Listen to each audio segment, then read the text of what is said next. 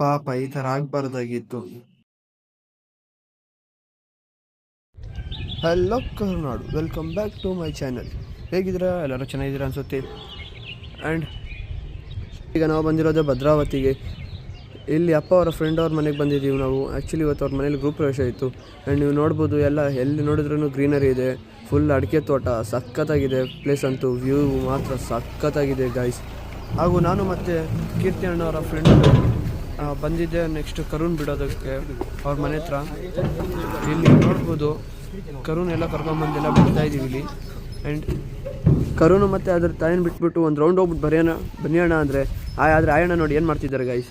ಅಲ್ಲ, ಒಂದು ರೌಂಡ್ ಹೋಗೋಣ ಬನ್ನಿ ಅಂದರೆ ಏನೋ ಕೈಯಲ್ಲಿ ನೋಡಿ ಎಲ್ಲ ಹೆಣ್ಮಕ್ಳು ಹಾಕೋದ್ರ ಎತ್ತಿ ಇವರು ತುಟಿಗೆ ಹಾಕೊಂಡು ಓಡಾಡ್ತಿದ್ದಾರೆ ನೋಡಿ guys.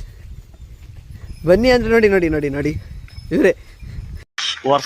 Celebrating Neck Kings. Very beautiful. Very good climax, man. Enjoy life. Pandago.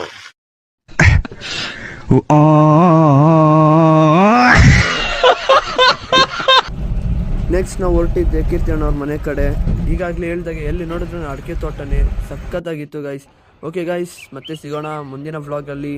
ಅಂದವರೆಗೂ take care, bye bye, love you guys.